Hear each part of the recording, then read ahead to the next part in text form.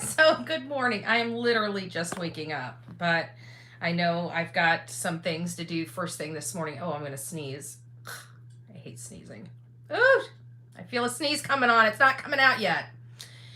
Good morning, everyone. I hope everyone's having a good time. I'm just decided to come and drink some coffee with you guys, really, and just have a conversation about Sebastian Rogers while I drink coffee and wake up this morning because I miss you guys. So that's kind of where we're at. Good morning.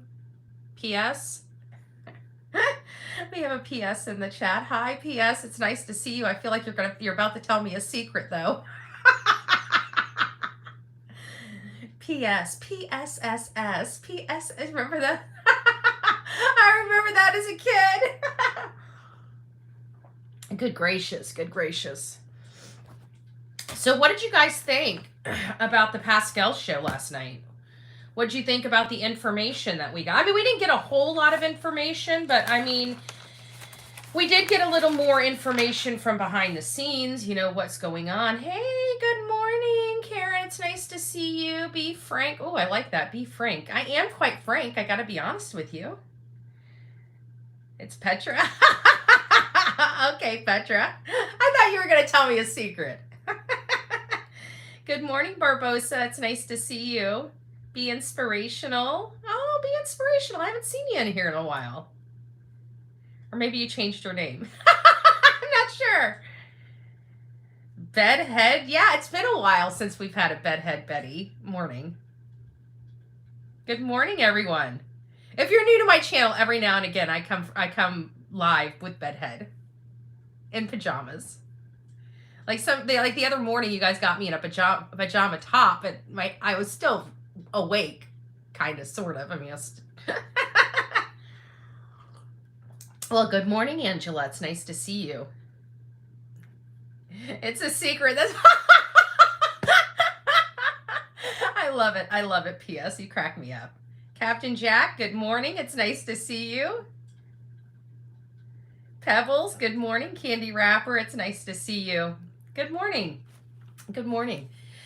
So guys, what did you think about the Pascal show? What was your key takeaways? I mean, seriously, this is the first time I went to TikTok because I knew everybody was breaking the freaking records over here on YouTube. Good gracious. I went around, I after the Pascal show, I looked at like every single true crime channel imaginable was going live. It was crazy. It was crazy. Good morning, Maddie Jules. I see ya. Caught a morning live. Well, yeah, I know, but it's not like one of our normal morning lives. But I've been coming more impromptu than just because it's just getting. I got so many channels. I literally wake up, I roll over, I pick up the phone, I start working. I mean, so we just do what we got to do. We got to do what we got to do. We're gonna hang out. Who voted me blue? Be inspirational. You're cute. You're cute. So, what did you guys think now that we got about 100 people in here? Not quite yet. Good morning, Manic. It's nice to see you, my love. Nice to see you. What did you guys think about it? What were your key takeaways from the information last night? Like, I felt that even though Seth is barred from being able to really share with us the CPS report, do you guys feel like it seemed like it was pretty substantial? Like how do I explain this? To me, it felt like there was,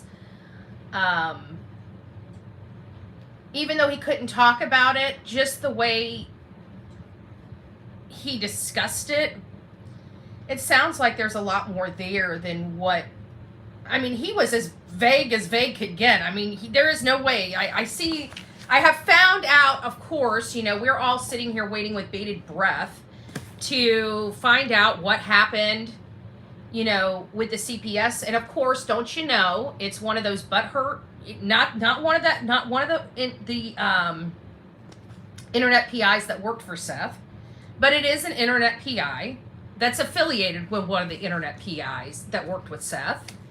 And he is the one that actually ran to call everybody, to tell everybody that Seth may or may not be violating a confidentiality agreement with them That was posted in the mysterious disappearance for Sebastian Rogers.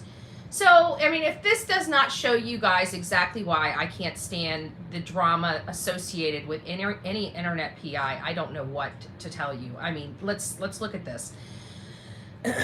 Not that they're not good investigators. I want to make sure that that's very, very, very clear right now why I have a disdain for them. It's not that I have a disdain for investigators. It's not that I have a disdain for private investigators. I love private investigators. I love the privacy of private investigators.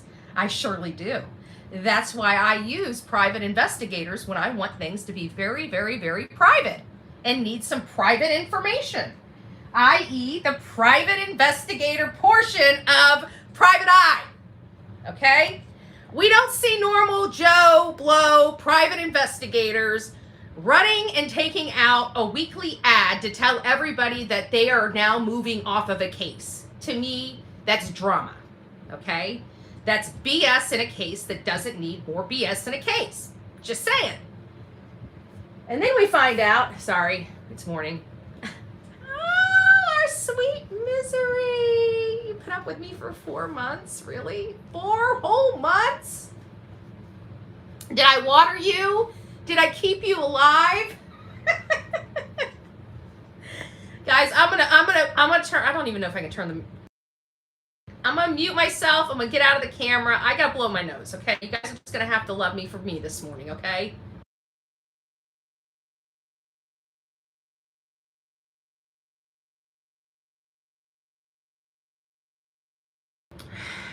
So do I have any felonies? Come on, tell me. Don't lie to me, girls. If I got something hanging out of my nose, let me know. I'm live on camera, okay? You can't have me, you know. I gotta blow.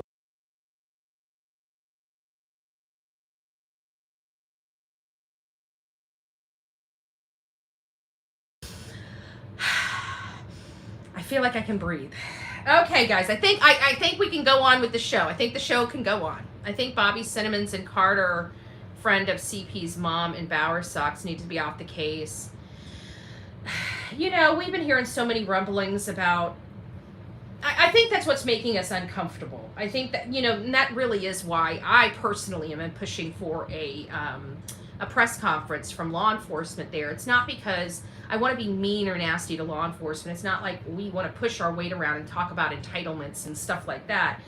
But at this point, we have, you know, the community, I can tell you the community is concerned. They have been hearing, we have been hearing that there's family that works in the department. And then we're hearing that, you know, Chris is chummy with some of the investigators on his own case. And then we couple that with, oh, there's no foul play and there's no criminal investigation. Meanwhile, there's something seriously wrong here. So, and then we hear those things like about Bobby and stuff like that. It just really kind of,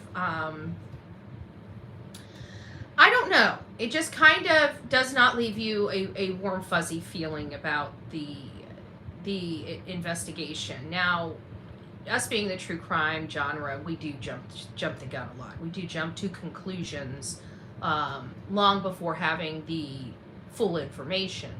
You know, we're guilty of that, right?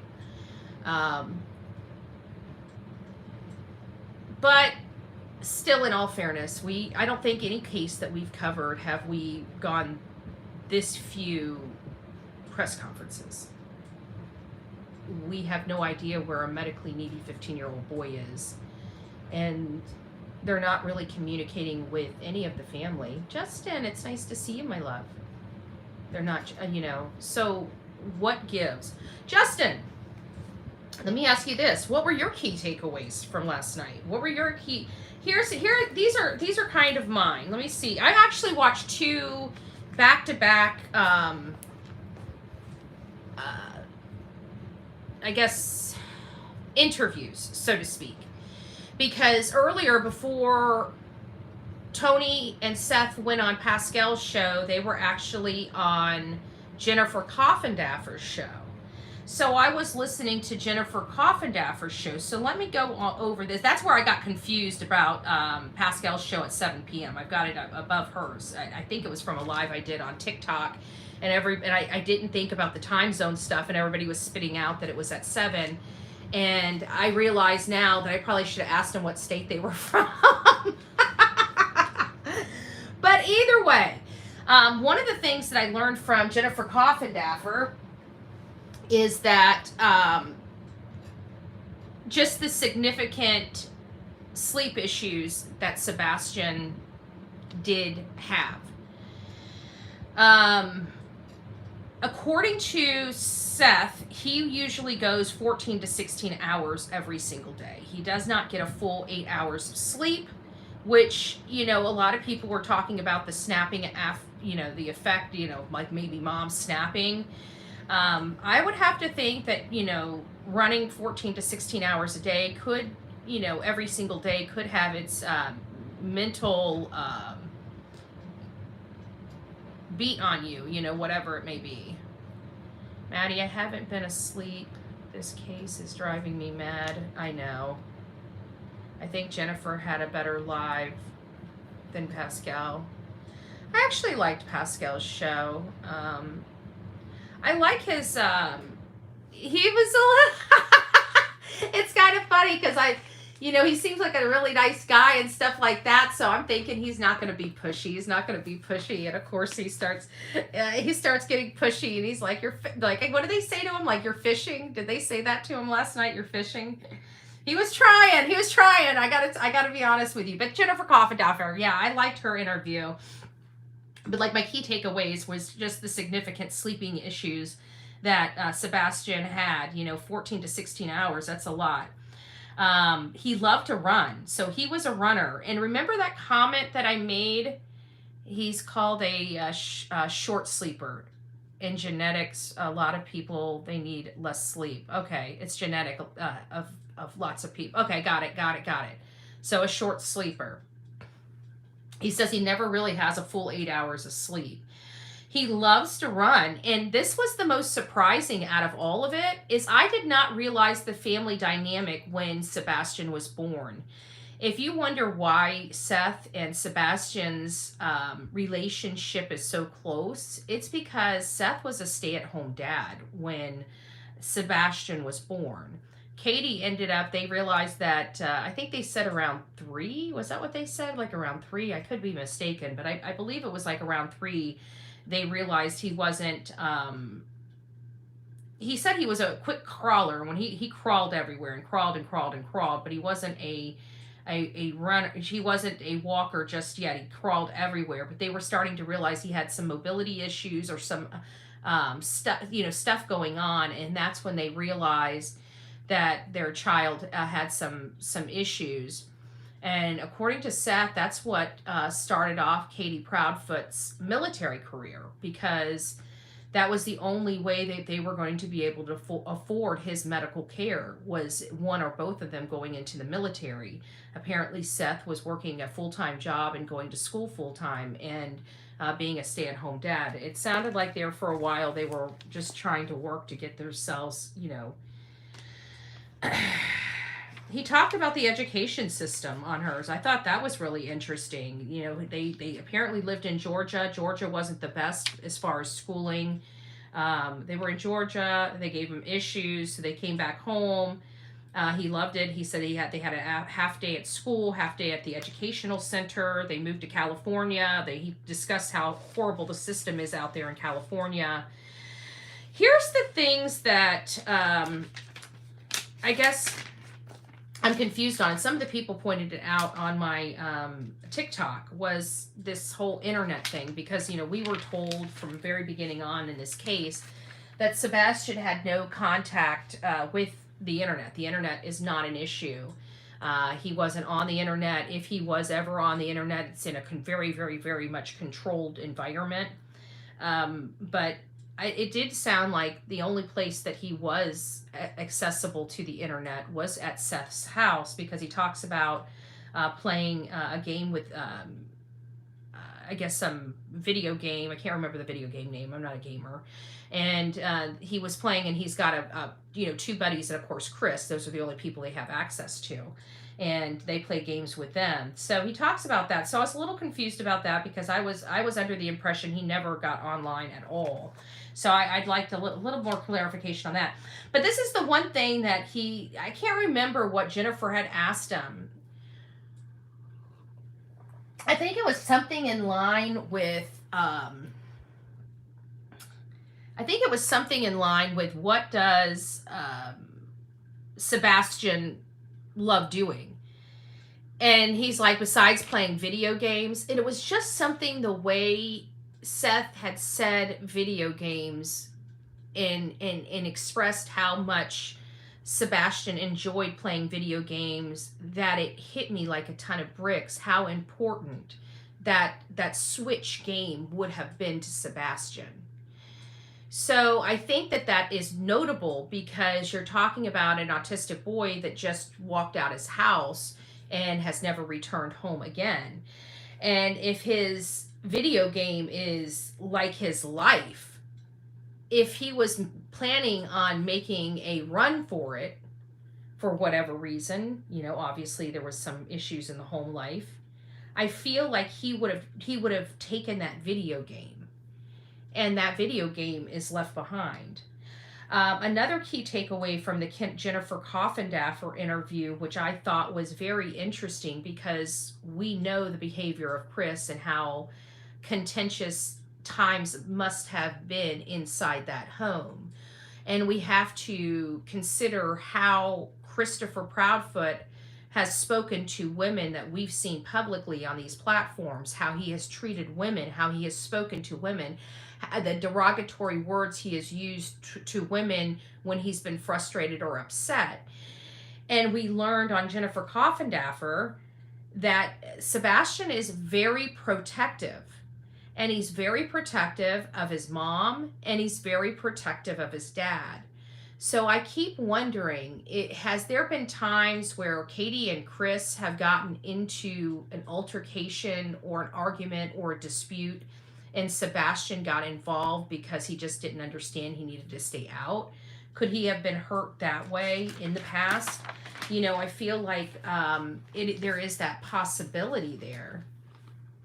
What kid would leave his shoes, phone, and video game? Well, I don't know how attached, Sebastian would have been with his phone because of his disability. It seems like the shoes and the video game definitely. I'm not, if he was an avid phone person, was his phone active?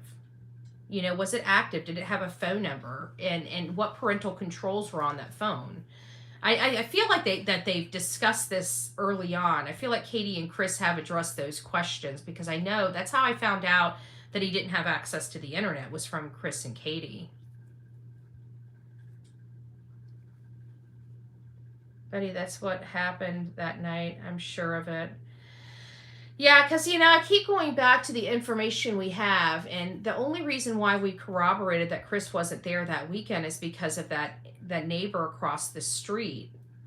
But the neighbor across the street, literally everything that person said, or the neighbor down the road rather, just kind of catty corner, said I haven't been able to corroborate. I've only been able to corroborate the statements. The statements Chris has used toward Sebastian is really the only thing that I've personally been able to corroborate, that he called Sebastian some derogatory names in public. It was a common practice for Chris to use bad words toward Sebastian. It sounds like that, his whole entire family treated Sebastian like that, but I would pray to God that that's not true. It sounds like Sebastian's got a lot of issues. I've heard his voice, he talks and everything like that, but I think people, he doesn't just have autism. He's got a lot of other issues than autism. Autism is just one of many. But you know what? One thing I did take away. He says that Sebastian is in general education. So even if he's got mobility issues, he's got speech impediments or speech issues, things like that. It sounds like he's functioning at or near. I don't know what grade he's in, but he said I heard it come out of his mouth that he's not in special learning classes, that he's in general general classes with the, unless I misunderstood him. I could have been, because I thought he was in a special class with those 4 teachers. I thought those 4 teachers were designed, for him and to help him with his schooling and stuff like that, but I could be totally wrong. It sounds like I may be. So I'm gonna try to clarify that, because I don't understand the whole school thing.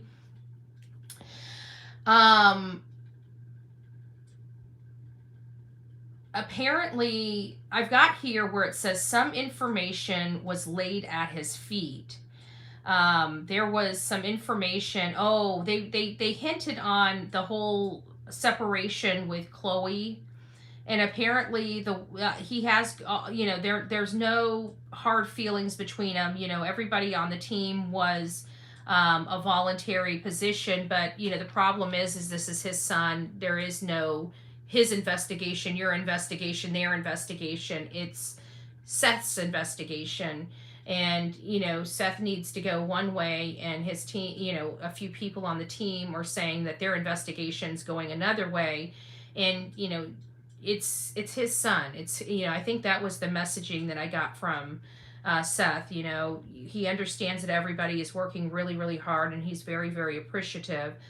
But he has to trust himself in the direction that he needs to go. And he can't, he needs people that are going to support him, not cause more issues. And when you start weighting down the ship, what do? You got to cut the line. So I think that there's some stuff going on. Either way, it sounds like everybody's been very, remaining professional and kind to one another. It still sounds like their total focus is Sebastian Rogers. So even if you love the PIs and everything, it doesn't sound like anything's really going to change, except they're working more independently than with Seth's team. That's just really the nuts and bolts of it. So it doesn't look like anything, outside of it being a story, it doesn't sound like anything major is going on behind the scenes related to that. Everybody's still working on the case. The leaked audio, is really what the gloves came off for. But when the leaked audio was explained, it was a little more docile than many had, hoped, with the gloves coming off. And basically what Seth had stated is that, Chris obviously at that point, it was obvious that Chris had no intention of working with them and working with Tony for a unified front and, having one spokesperson and what have you. So that was, we all thought it was because he was being threatened and everything like that. And Seth said, no, that's had really nothing to do with why he said he was over it. He's just done. He goes through, he says, it was very clear that Chris stated he wouldn't work with Tony. It was showing the path Chris was taking was much different than Seth. Seth's path is wanting to find Sebastian. You've got Chris going out here and just, stirring the pot while pointing the finger at Seth, saying it's him. Nobody made him go on Web Sleuths and act like that. Nobody made him call Heather and act like that. That's what, Chris did all by himself. There's just certain things you just can no longer look past. And this type of behavior, while you have a missing child, it doesn't look good. He goes on to say, calling into a show, acting like Billy Bob Thornton, basically making fun of an autistic boy while the autistic boy is missing, and that he's not a good guy, which we've said that on here many times. And for those reasons, again, much different than many of us had anticipated why they were separating. I personally can tell you, I thought that they were separating because of the threats, and it literally had nothing to do with the threats. He laid down the reasons why, and every single reason absolutely makes sense. We got a little insight on the Nancy Grace show.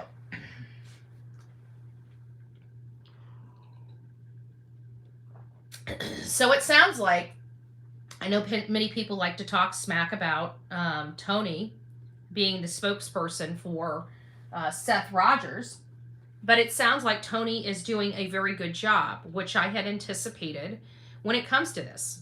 Because you can kind of look at somebody and tell their demeanor. Being a spokesperson, you don't need a PhD. It doesn't really matter whether you have crap in your background or not, okay? For everybody that's tuning in, I have a criminal record. I have been arrested. I have done stupid shit in my life. And you know what I also did? I also hit rock bottom and turned my life around, you know? So anybody that comes here and is looking for a perfect person to sit and listen to, I'm not it, okay? I'm the furthest thing from perfection.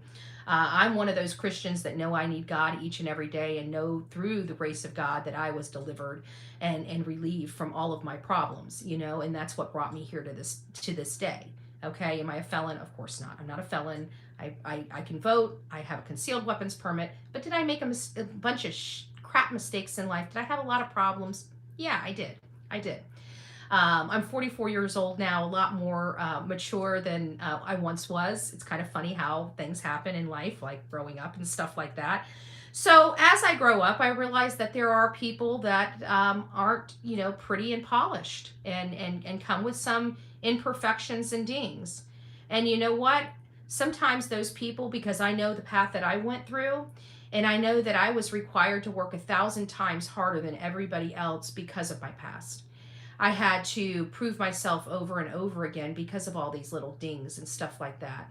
So when I look at my path, I realize that it made me stronger.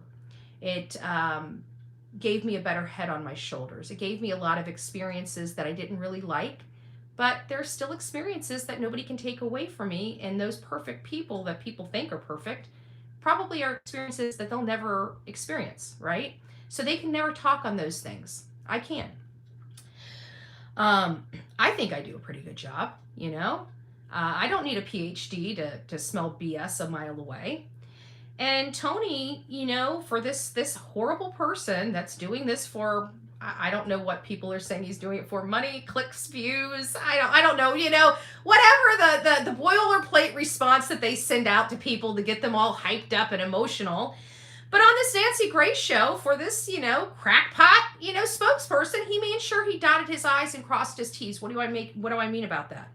He made it a point, had it put in writing, had all these things done with the Nancy Grace show to make sure that Chris and Katie did not look bad, because his goal was trying to unite both Seth and Chris and Katie, like he had promised us.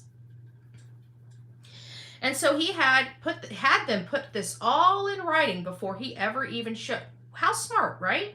How smart. So when they started going into that information, he made Seth hang up the phone and get off the phone. And Seth did exactly that. And he went back there to Nancy Grace and he said, I had this in writing. I did this, I did that. And he made his client get out, you know, made Seth get off. That is a good spokesperson.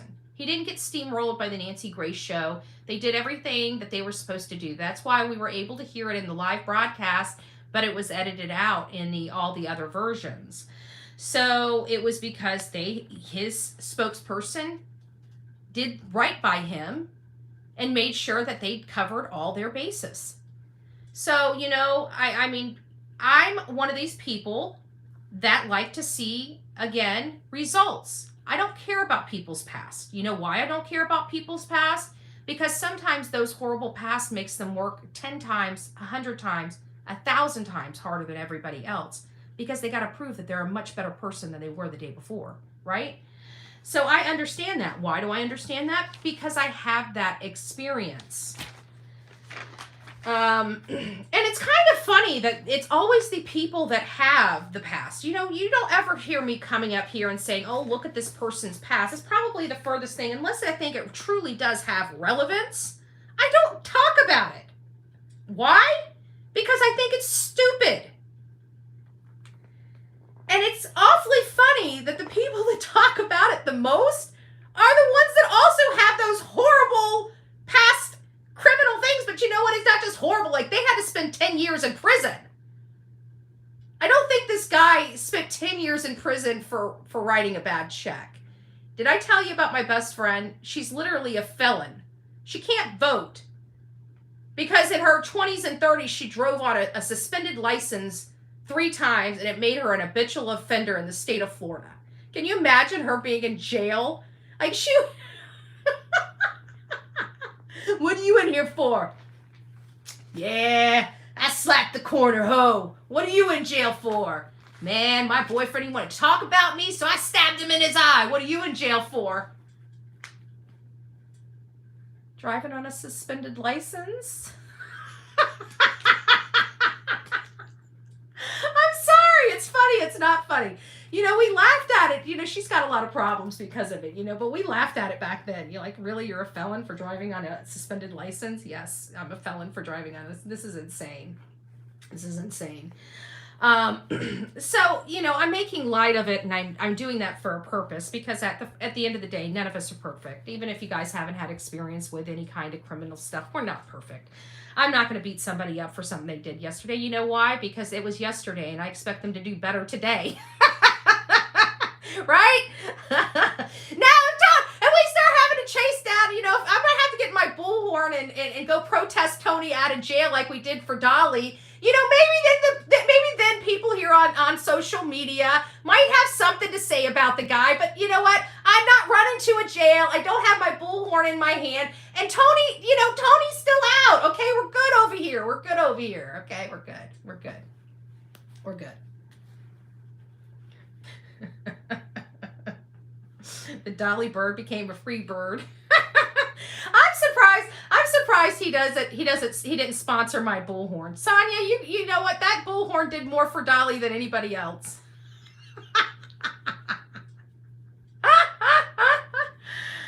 Oh, good gracious. Good gracious.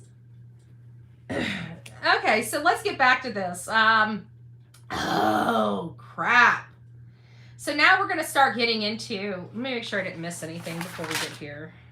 Nancy Grace. Okay, yeah, that's it. They were trying to tamper that down. So that's why, you know, I wanted to go through that dissertation, because I think Tony's doing a great job. And not only that, that whole thing with the Nancy Grace, now that I got to hear it for myself, when we were watching the Pascal show, now it made me feel more comfortable in his ability to take care of Seth in his time, you know. And I think another takeaway is that people think that Tony is running the show. He's not running the show. Seth is running the show. Tony is acting on Seth's behalf. I think that was cleared up last night, because a lot of people are acting like Tony's doing this and Tony's doing that. No, Seth is running the show. Tony's making suggestions. You know, when Seth wants to do, just like anybody else, you guys work for a boss, they come to you and say, we want to do this, what's the best way to do it, right? And you usually go, abracadabra, this is the best way to do it. And they say, you know, I don't like it, go back, because, you know, bosses kind of suck a little bit. Go back and do I don't like it, right? Don't like it, do. Oh, this is great, you know. Maybe you should do this, because, you know, some bosses, they just need to make sure that they have just a little hand in it, right? So they're like, well, I love this plan, but can we just modify this just ever so slightly? Perfect. So now we're getting in here. Again, he couldn't do the confidential, you know, because of confidential records. It was reminded. Of course, I found out the Yahoo, and you guys probably know who it is. At least my mods would know who it is. It's the same Yahoo that likes to jump into cases and then post that, oh, I'm getting out of cases, just to get attention for people to say, oh, no, please don't get out of the cases. So he jumps back into the cases. Used to work for that he worked with one of the investigators that just left. That guy, apparently he's the one that was the tattletale, another internet PI. That's what I'm learning. Let me see if I can find it again. Hold on a second. I know I saw it here this morning. Might as well read it. I'm not giving him a plug because I can't stand his sorry little batootie, but I will read it. I can't remember. I think it was on the Find Sebastian Mysterious Disappearance. I think this is where it was. Yes, of course. Sebastian Rogers. This is how these internet PIs, remember, they're not professional, which is one of the reasons why I have problems with internet PIs. This is how this internet PI talks about people, and he wonders why he has problems getting clients. Sebastian Rogers, late last night, felon Tony. Is that really appropriate? coming from a man that that brags about wanting to expose all of his clients' parents when they don't want him on the case. Then he starts attacking the parents of missing people, which is obviously no surprise that he's doing this in this case, because this is a parent of a missing child. So naturally, if you're not working with this particular PI, he's going to expose you, right? Don't like this guy. This is not a good guy either. You know what? He probably needs to go reach out to Chris. He might have a little more, it seems like him and Chris might, they seem like they would be BFFs, if you get my drift. So he talks about Tony in a very disparaging light. But I bet you if anybody talked about this guy like this, he would go scorch earth on him. But he can do that to other people. Again, unprofessional. Unprofessional internet PI. Late last night, Felon Tony was on some six-way FaceTime call that was broadcasted on YouTube. He stated tonight he and Seth would appear on the Pascal show and disclose the contents of the CPS documents Seth received. I spoke with Tennessee CPS today and informed them. Yes, Steve Fisher, you tattletale. You piece of crap. You always seem to attack the victims' families. Can you please explain that to me? Can you explain to me why you are harassing this family? Can you explain to me why yet again I have another message from you saying that you're getting out of a case, and here you are back in stirring up drama yet in another case? You didn't do enough damage in Layla Santinella's case. You didn't do enough damage in the Kylie Rodney's case. But hey, we need you in the already drama-filled Sebastian Rogers case. This guy is a yahoo. Anybody that listens to this guy, I mean, granted, he's got some decent maps. I'm not dealing with his shit over decent maps. I can do my own damn maps. Okay? This guy is nothing but drama. You know why I don't like PIs? It's because they put all your shit online. There's no privacy. Do yourself a favor. Literally run the other direction from a freaking internet PI if you don't want drama in your case. Period. Period. Idiot. Freaking idiot. So, even though we don't need drama in the case, obviously all the internet PIs, which I've been saying this, what did I say from the beginning? Everyone's like, oh, you're being so mean to the investigators. Wait. Betty, why are you so mean? Wait. Betty, you're just so mean. Wait. Dun, dun, dun, dun. Oh, we got the phone. Let's go ahead and play it, because you know what? I earned it. I earned it, damn it. Let's do it. Let's do it.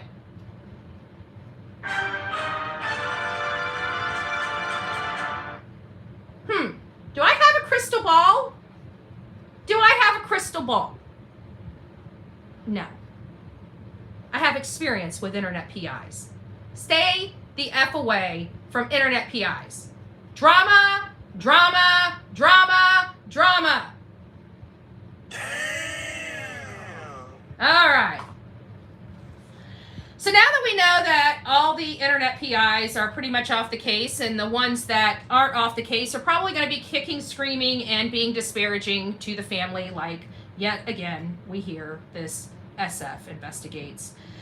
Which, again, somebody sent me a message, oh, he's getting off the case. I said, no, he's not. I said, this is the game he plays on every freaking case. He goes there, he says, I'm getting out of the case, too much drama, just to have people come to him and say, oh, but Steve, we need you here. We need you. Please get back in the case. Please get back in the case. Oh, well, I'm getting back in the case. I'm out of the case. Oh, Steve, please come back. Please come back. I'm out. I'm in. I'm out. I'm in. I'm confused. Just stay away from the internet PIs. Stay away from them. You know, everybody calls me crazy until they realize I'm right, right? Finding Sebastian should be the number one goal. I think I'm glad that Seth got those Department of Children and Family Services, and while the rest of the community will not get an opportunity to hear that. I think we can reasonably deduct that it doesn't sound like whatever was contained in those reports sounds good. Seth said, I know what happened in the house. So that's important. It doesn't matter what we know. It matters what Seth now knows. Seth should have been privy to all of this long before this point. And it really pisses me off that Sumner County has had these records for a significant amount of time. Unredacted records, by the way, so they get the whole frontal view of what happened inside that home. And they came to the public with a smile on their face saying, don't worry, public, there's no foul play here. There is no criminal investigation. Well, if there's not a criminal investigation today, then somebody out there in Tennessee better be picketing the Sumner County Sheriff's Department. Because you know what? Obviously, they have enough for something. And if they can't make something out of what I have a funny feeling may be disclosed in these reports, which is what I think, abuse, and a child's missing, if that's not probable cause to get you some forensic, then you guys don't know what in the hell you are doing. So let's go ahead and hang up the holster and hang up the badge.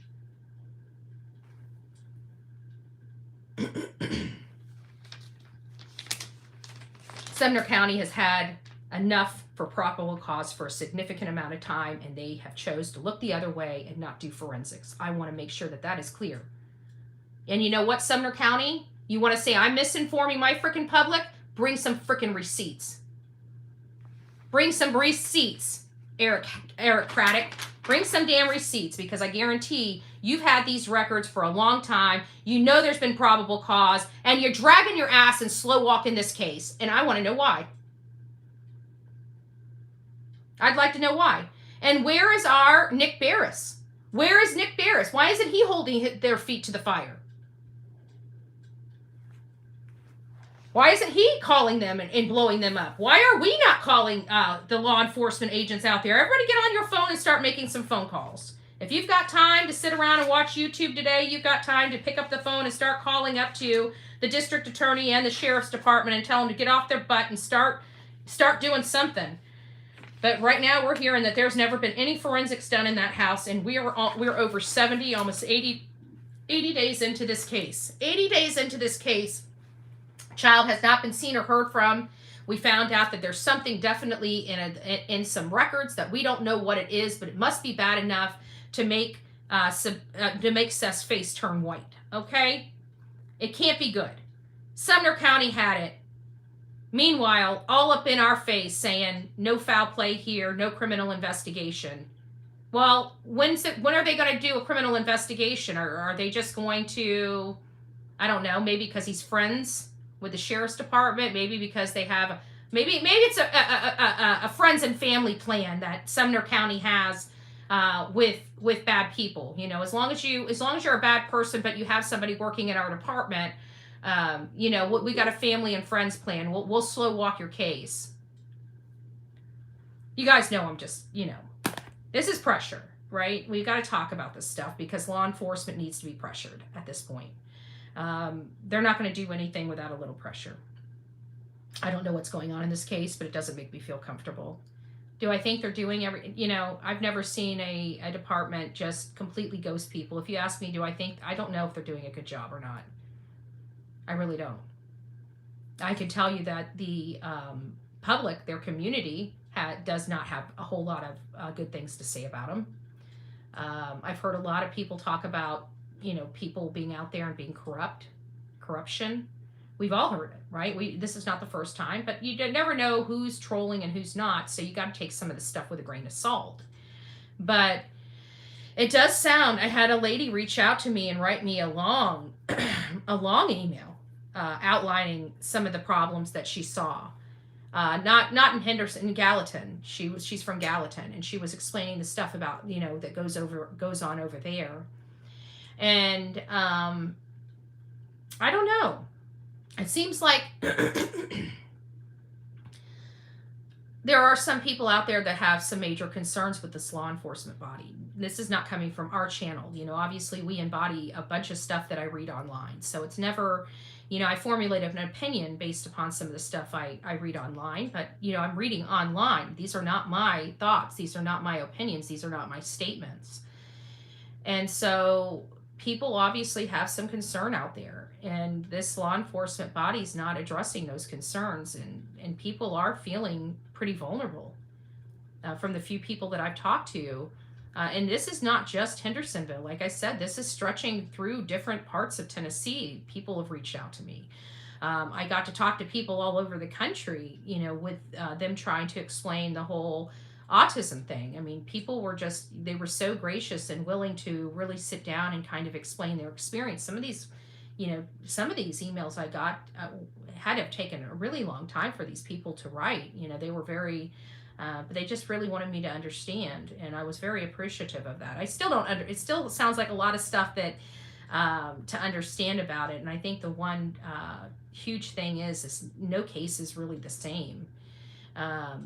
You have so many wild degrees of autism and other things that, something that works for one child may not work for another child. So you really have to work at it until you get something that works and functions well for you and your family.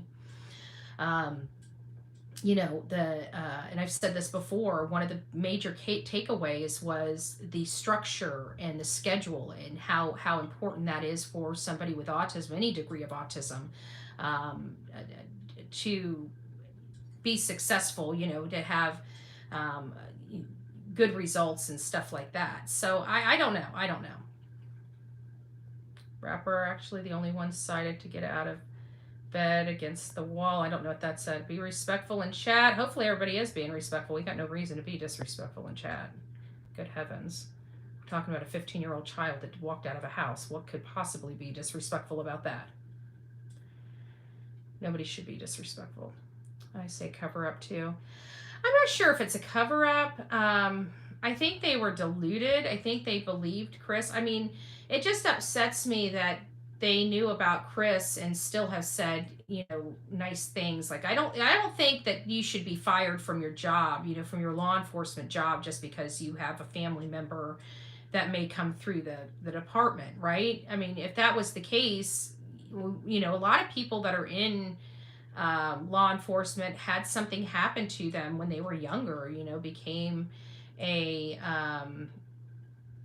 I don't know, I think a lot of people are in law enforcement because of their family. So whether their family's on one side or the other, whether their family was a victim of a crime or a perpetrator of a crime, sometimes you never know. Some people get into law enforcement because they're sick of their family committing crimes. You believe it or not, it's true. It's true. It's 7 a.m. Can't you give these victims... Simply me, why are you in the true crime community if you don't like this stuff? Why are you here? You had to watch a commercial. That means support my channel financially to make that statement. So it seems a little, I don't know, stupid, asinine, unhinged, ignorant to be in somebody's chat criticizing them while doing exactly what you're criticizing them for doing. It just sounds very immature. I bet you're probably an adult acting like a 13-year-old girl, little girl. It's very insulting. Grow up. I feel the story they told us on Sunday night is a lie. He never returned after dinner and exchange happened. Everybody keeps saying that reality. I think me personally, I think he made it home. But a lot of people, but you got to look at it because it's the garbage can. It's the garbage can. That's what makes me think he came home. It's the garbage can. Because I think it was after they came home from the steakhouse is when he put the garbage out to the road.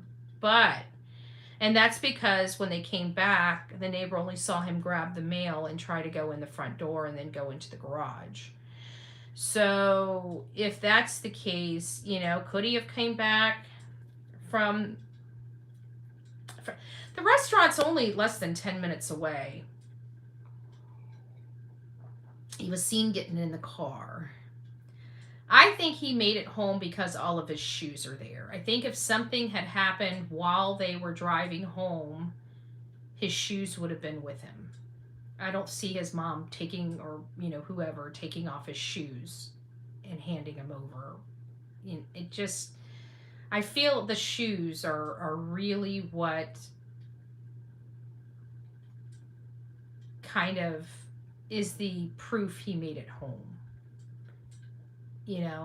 But if the garbage can was the way it was, because it was never told to me that he picked up the mail and took out the garbage. The garbage seemed like when they brought that into the story, it seemed later in the day when he took out the garbage. And I can't remember the neighbor what time she said. I only remember her asking the law enforcement agent, did you see him take out the garbage? Did you see him take out the garbage? Because you got to take out the garbage the Sunday before if it's going to be picked up, because they come in the area too early on the Monday morning.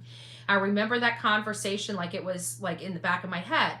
And they said, the law enforcement said, yes, we saw Sebastian take out the garbage. And I don't think he took out the garbage earlier that day. It would have had to been when they returned from the steakhouse around 6:40 at night. And somebody brought up a valid point that never quite has been settled for me. The neighbor, as well as Katie, talk about Sebastian going and getting mail. If he went and got the mail on Sunday, that means when they got back from BJ's, that means that they had forgot to pick up the mail the Saturday, because mail does not run on Sunday.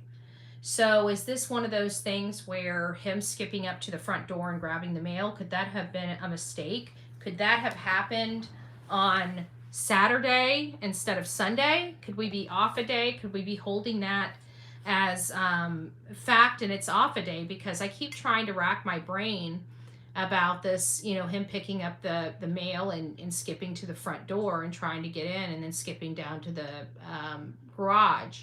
And nobody's been able to kind of, close that worry box for me about the mail.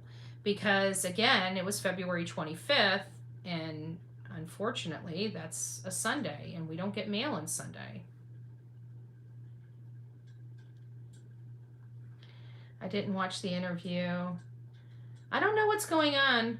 I don't know what's going on inspirational, but it seems like I'm not watching the chat, so whatever's going on, just chill, folks. We don't need additional drama in the chat. I feel Tennessee LE is a free for all. It needs complete restructure. That's kind of how I'm feeling. I didn't feel that way until, here recently. My mail runs on Sunday, but for packages only. Okay, yeah, Mary. I think you're right about that, because I have seen mail here on Sunday, but it is for specific deliveries.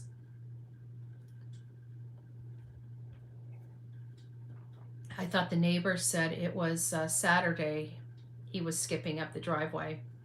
No, I've been under the impression it was Sunday, because they talked about when they returned, and we all thought it was from when they returned from BJ's, but, nobody's talked about that.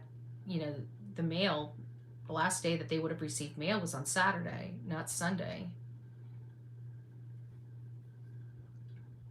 But the neighbor did say that he was seen putting out the garbage.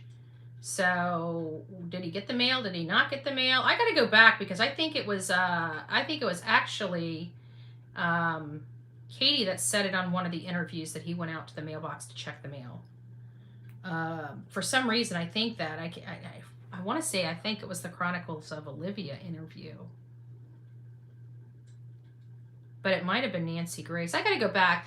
Somebody had a sheet, an Excel spreadsheet that had all the links to all of the interviews. If anybody comes across that, can you guys send that to me? I think Trevor may have put it together. I'll have to reach out to him. If somebody has a contact with Trevor, maybe he'll know where it's at. But I'm pretty sure it was either him or somebody that put together all the links of the interviews that they had. I need to get that, because I need to go through all of them and re-listen to them. I think I'm going to transcribe them somehow and put them side by side so we can see the statements that were made.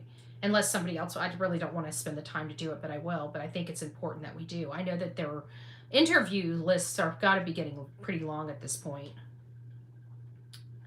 Seth couldn't see if Seth couldn't see it was Sebastian in the video. It was too dark. How can the neighbors see any better? It was dark. No, it was 6:40 at night when they apparently came back from BJ's, or not BJ's, from the steakhouse. So it's 6:40. I'm pretty sure it was still light out. They didn't come home to pitch black. Apparently he left the house in the middle of the night between 12 and 6, according to his mother, but I'm pretty sure it was still light out at 6:40.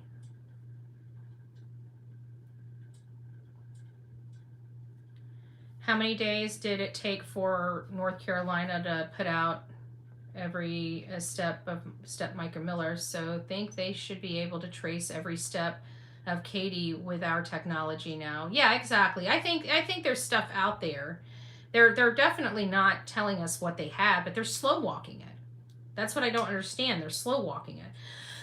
But there may be some stuff going on behind the scenes, because the one thing, unless I haven't seen him, the one thing I haven't heard is I haven't heard Chris Proudfoot or Katie Proudfoot in a few days. Since Seth and Tony have basically come out and said that they're done, that they're not going to try to work with Chris or Katie anymore, that they're just done. I really haven't heard hardly anything from Chris or Katie. The last time Katie said anything, she basically said that law enforcement is keeping them under constant surveillance. That's the way I took it. She says that they know exactly where she's at and every move she makes. And that's the only people that need to worry about her. I was just like, it was a weird statement to make for a mother of a missing 15-year-old child, but I couldn't believe it when Seth said more than 400 people go missing in middle. Yeah, like I said, Tennessee's getting a bad rap. They're getting a bad rap. And I'm telling you, people like me are not making their reputation any better, because we're seeing something and we're definitely pointing it out. There is the way that they are doing these cases is wrong. They are ass backwards. Their methods are ineffective. And these children in these cases are staying open longer and longer because of their ineffective methods. They do everything ass backwards. Instead of getting in there immediately and getting forensics and getting as much information as they can possibly know, they don't want to spend the money. They want to make sure that the child is truly missing before they get off their ass to do a damn thing. By that time, the child's either dead or, evidence is destroyed. But hey, you know what, Barney Fife, let's just scratch our ass a little bit longer before we get out there and do any type of forensics in a house where a child was clearly abused and clearly has gone into a home and never has gone out of that home, if we are to believe the parents' statements.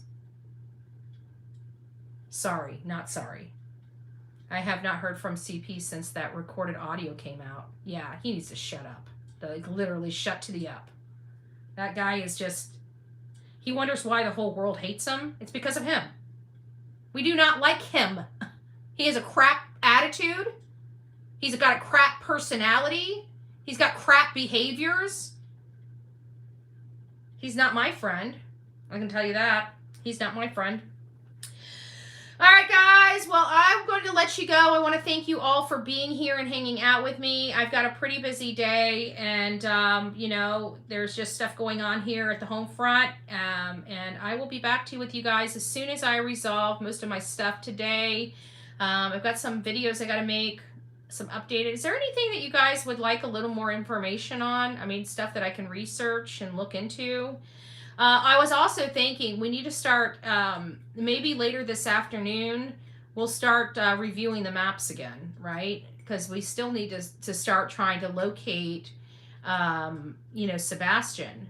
So he's got to be found no matter how we look at this. So maybe we'll do some maps. Maybe we'll do some online maps, and we'll have a discussion where people can call in and give us our, their opinion on these maps. I truly believe that somewhere over by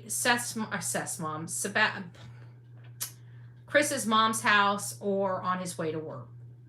I feel like the I-40 corridor is just, I feel like he drives that the most. that he would have known all the little spots. Plus, he's been over there in Memphis for a while, and in Mississippi, that he probably has been going from his work to there. He probably knows different spots just from going out there and just getting lost. Just like any person going to a new community, you can drive around until you get lost. You might come across different spots that you didn't know existed.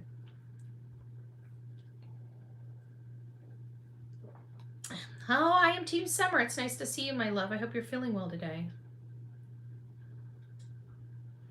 All right, guys. Well, I will talk to you later. Thanks for being here. It wasn't really a whole lot, but I think let me go over my little tidbits here. I think I went over it last night on the video. I was so tired when I did that last video. I don't even know what I said. I have to go back and watch it.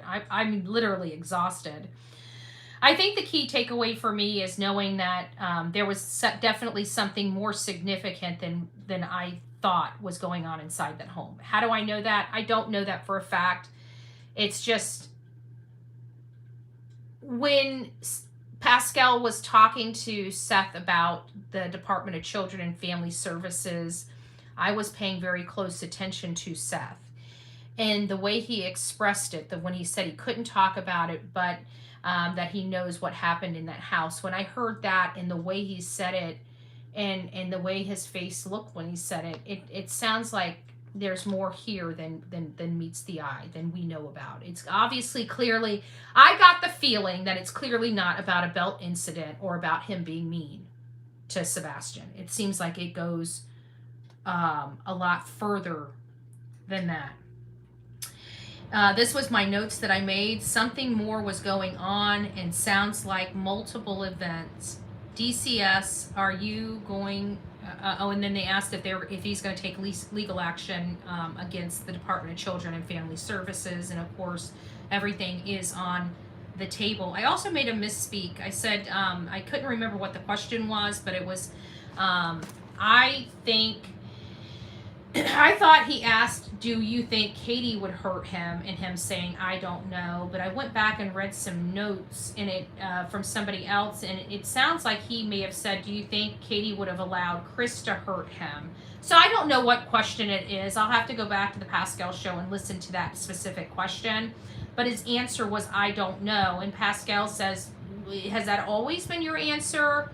Or is that since Sebastian disappeared, you now believe that's the answer? And he says that's always been his answer. And he ends it with basically saying that he believes policies need to change in law enforcement and how they handle these cases. And I'm interested in that because as an advocate and an activist, I'd like to learn what kind of changes that he thinks needs to be made, because not that I have a whole lot of political pull or political capital, but I have a little, I have a little, from the small little city council all the way up to, pretty big places. Not a whole lot, but I do have a little that I can start funneling some of this stuff to, that can, if it's meaningful, where you can get meaningful resolution. So hopefully he'll speak to me about some of the policies that he thinks need to be changed and implemented in some of this stuff, because no parent understands this like a parent's going through it. And this is not something that I think any parent wants a PhD in. I can tell you that. So, all right, guys, thanks for hanging out with me. We'll talk soon. I'll talk to you guys later this afternoon when I realize what's up and what's down. All right, guys, go make it a great day. Happy Tuesday. God bless you, and we'll see you soon.